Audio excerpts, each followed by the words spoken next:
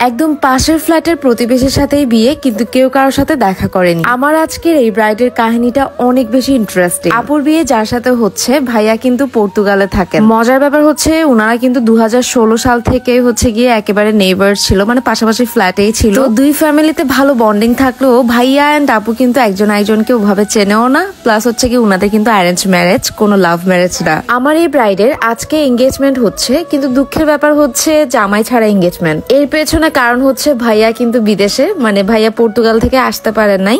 তো অলমোস্ট 8 বছর হয়ে গেছে, কেউ কাউকে দেখে নাই এন্ড ওভাবেই হচ্ছে কি বিয়ে ফিক্সড হয়ে গেছে। যাই হোক, কথা বলতে বলতে আমার এই ব্রাইড কিন্তু অলমোস্ট রেডি। আপু হচ্ছে গিয়ে আমাদের এঙ্গেজমেন্টের প্যাকেজটা নিয়েছিল। আপুকে খুবই সুন্দর করে একটা মারাঠি স্টাইল করে শাড়ি পরিয়ে দেওয়া হয়েছে। এন্ড সত্যি কথা বলতে আপুর হেয়ার স্টাইলে কোনো প্রেফারেন্স ছিল না, হেয়ার স্টাইলটা আমি আমার মতো করে দিচ্ছি। এন্ড আপু চাইছিল হচ্ছে গিয়ে পুরোটা হেয়ার একদম ব্যাক সাইড করে কম করে হেয়ার স্টাইল করতে, বাট আমি আপুকে বললাম যে না, আপনার ফেসের সাথে ভালো লাগবে না, এটাই মানাবে, তো এটাই করেন। আমি তো আপুর স্টোরি বলতে বলতে পুরো মেকআপ লুকই কমপ্লিট করে ফেললাম। সো আপনারা কিন্তু অবশ্যই কমেন্ট করে জানাবেন আমার এই ব্রাইডকে কেমন লাগতেছে। এঙ্গেজমেন্টের লুক হিসেবে আপু চেয়েছিল একদম সফট মিনিমাল একটা মেকআপ লুক, যাতে হেভি না লাগে। শুনলে অবাক হবেন, আমি কিন্তু আপুকে ফার্স্টে গ্লিটারি আই লুক করে দিছিলাম, পরে ওটা মুছে ফেলছি বিকজ হচ্ছে কি আপু হেভি চাচ্ছে। এন্ড সত্যি কথা বলতে এই নথটা দেওয়ার পর আপুর লুকটাই চেঞ্জ হয়ে গেছে, খুবই সুন্দর লাগছিল আপুকে। আমার না খুব ভালো লাগে হিন্দু ব্রাইডরা যখন এরকম তামিল স্টাইল করে এঙ্গেজমেন্টের মেকআপ লুকটা নেয়, আমার খুবই পছন্দ ওদের এই লুকটা।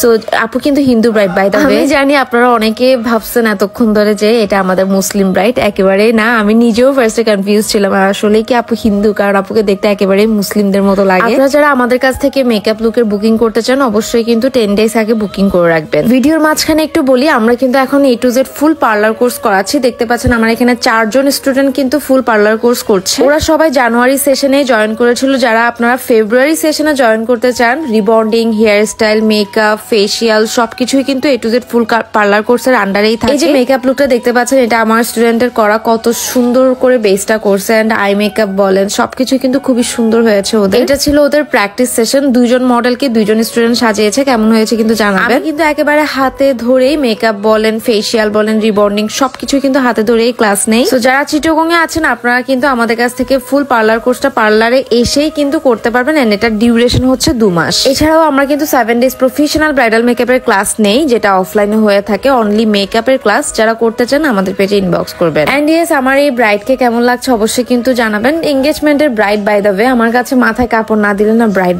লাগে না একদম। তো আমি আপুকে জিজ্ঞেস করতেছিলাম, আপু আজকে যে আপনি মেকআপ করতেছেন, আজকে তো ভাইয়া নাই, ভাইয়া হচ্ছে কি বিয়ের টাইমেই আসবে মেইনলি।